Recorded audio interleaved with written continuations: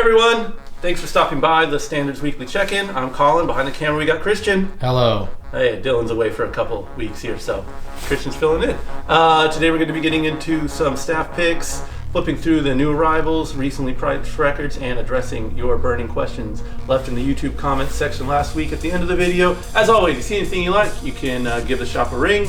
You can hit a DMs on Instagram or just cruise in. We're open 11 to 8, 7 days a week. Without further ado, staff picks. You're right on top here, Christian. Why don't you talk about what you were listening to today? I was listening to Furniture. Which, if you're into very sensitive, obscure 80s music, there's 2 copies. Definitely. And also, you can't find this on Spotify or Apple Music or any of that kind of stuff. Believe me, I checked because I'm just really into it. But yeah, I like this record. You say it's people from It's Material? Oh, it sounds like there's another 80s band called It's Immaterial. Oh, okay. It's like kind of similar. Yeah. So it's like in that same. You go so zone. deep cut with that. Very deep cut. Yeah. I love it. When you run out of deep cuts, you got to run to another deep cut. Yeah. To me, if I'm listening to Altered Images or something, I'm like, this is cool. Yeah. That's preschool for you. Yeah. You gotta search every band member's name for a solo record that nobody liked, and then there we go. Yeah, find the one good song on it. Hey, so speaking of solo records nobody liked, we were getting into some of this weekend. Robert Plant's solo record. What year is this? This is 1985, and it very much so sounds like it. I never got deeper than the Zeppelin stuff for Robert Plant. I never really investigated solo member material. I like Led Zeppelin a lot, but I kind of just like them as a unit. Never think of what anyone's doing after that. But this is great bad 80s music, where it just sounds like product, and I'm sure was probably not. If you like Led Zeppelin, don't listen to this. Turn around the other way and run. But if you like, I'd say it reminded me a lot of Signals or Power Windows from Rush, that mid '80s Rush sound, which I like a lot of synthesizer and stuff. But of course, a very off-brand version thereof, which I dug. But it's odd because when Rush starts, they're ripping off Zepp, and I feel when this guy Zepp goes on, he kind of maybe starts ripping off them. But again, when you get into that very 80s sounding production, it's not this guy did it. It's just sort of an amalgam of everything. But it is great, just throw on in the background and fucking vibe out music. All right, flip through some records. Yeah. All right. It's your first day on your own. Yeah. How'd it go? Fine. There was a couple of G.G. Allin fans that intimidated me. Oh, and yeah? I changed my sensitive record partway through. You're lying. No, I'm telling the truth. Furniture is what was playing. Yeah. Specifically the song called She Gets Out the Scrapbook, which is deliberately designed to make men cry. Yes. Sensitive ex-boyfriends. Right. Crying to it music. And I was I just took that off and I threw on some prog thing that was nearby. I don't even remember. I love your version of aggressive music. Yeah, it's the word. I know. I played Sisters of Mercy one time, and I explained to my friends that this is what I put on when I think that there's guy dudes in the car. And they're just mocking the shit out of me because it's just to them, this Corrosion, Sisters of Mercy is not a tough song. The More is the toughest fucking track ever. That opening song, that's a pitter, but I sympathize with your stance. I think Sisters of Mercy is macho music. It's for someone who's heard of fighting, but hasn't been in a fight. Yeah. I guess any work of art is sort of fan fiction. Ian Astbury from The Cult, he's this is what a rock and roll guy would do. It's not Keith and Mick Jagger just be I don't know, we're just breathing over here. Yeah, The Cult is very much just somebody rubbed a magic lamp and they were make me a rockin' dude. Yeah. The scarves? Yeah, scarves are part of it. Sure. Yeah, one of those stupid fucking quasi do-rag pirate things. Yeah. Sure. Yeah. Oh, they're rings galore. That's as heavy metal as you get. Mm-hmm. I admire that. I do appreciate as someone who's kind of a lifetime pursuit of aggressive music. I appreciate someone that's just washed their hands early on, never force themselves to get into Megadeth or anything. Yeah. It's no, Roxy music. We're just gonna follow this star. And I'm just no, Metallica isn't fast enough. They actually suck. dude. You know, if only I had your confidence, foresight to just say, hey, no. Not even gonna bother. No, thank you. Yeah, no. I admire it. I really do.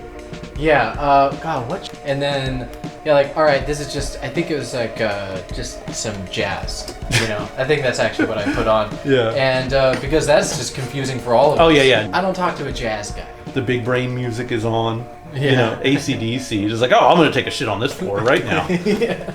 It goes in this place. Yeah. And then if you have like something too commercial, just like, you know, current pop radio hits, then it's just like, okay, now I can fuck them. Yeah. They're the man. They're the establishment. But yeah, jazz is that perfect middle ground where it's just like, yeah, this is alien. Act accordingly. Yeah.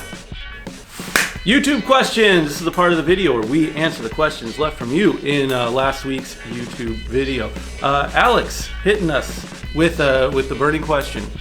Okay, if you walk into the store and you see the other person and we ask for a recommendation, strictly based on how they're dressed, how do you do it? Christian, you see me come in. What do you got for me? Based on this outfit Based on you're this wearing outfit right now, T-pose, baby. Jeff Beck. Fucker. I just thought it was something regular. Yeah, just right down the middle. You're wearing a shirt, there's nothing on it. So you get Jeff Beck. I can't argue The with most generic rock blues. that. Is somehow the right answer. You know, when I see like non-subculturally attached casual gentlemen such as yourself, I do, and I don't know if I'm just associating this like with your ill mind and who you are as a human. If I can disassociate that kind of as Steely Dan would call them, a gentleman loser, you know, like schlubby but not like, you know, degenerate, not presenting degenerate at least, you know. Yeah. And I like the big brain pop music, you know, smart stuff. I would probably put that 10cc sheet music, something like that. That's for you or for me? No, that's for you. That's for me. That's for you or any other. Should I show what I'm wearing? No. No. I'm wearing a shirt too. Yeah. But no, just, you know, not like, you know, you don't have like a heavy metal shirt on. You don't have like, you know, a fucking tattoo of a moon on your eye or anything. You know, just a right down the middle. Here's a person. Give them some smart pop music. I'd like to say like Sparks or like, you know, Orange Juice or something, but yeah, never have that in stock. Yeah, no. Yeah. So, you know, yeah, you get whatever the biggest brain pop music is. I mean, and usually that works. Jeff Beck is like a joke answer. Yeah. So, you know. No, I'm taking it. No, Yeah. that's somehow the perfect one. Yeah. All right. And I hope I'm ready saying it right, but Muscle Lure says, name a classic rock album, 60s or 70s, that you own and enjoy. We don't really get into a lot of classic rock talk around here. Christian, I don't know that about you. I don't mean to put you on blast here. I mean, I guess first thing that comes to mind is Steely Dan. You got some Dan? Okay. Dan Man in the building? Okay. Yeah. That's good to know. That qualifies. I think if I have to go like classic rock is kind of like, what the fuck? My like ground zero, like this is classic rock is like Zeppelin 4.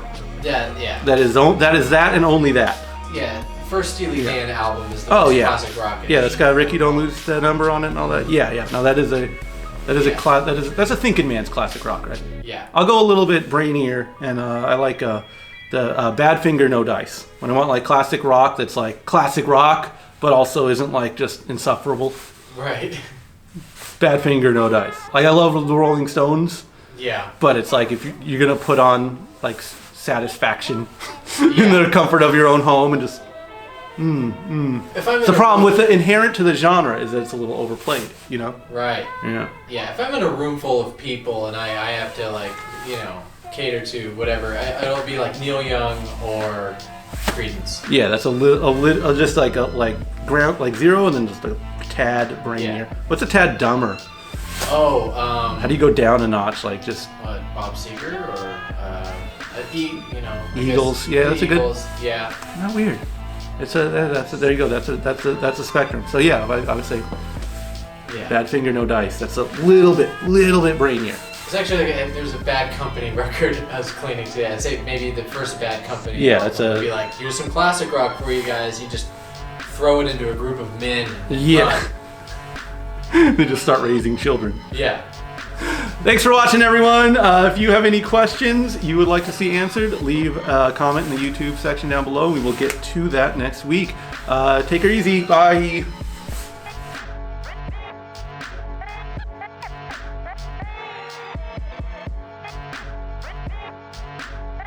Smart stuff.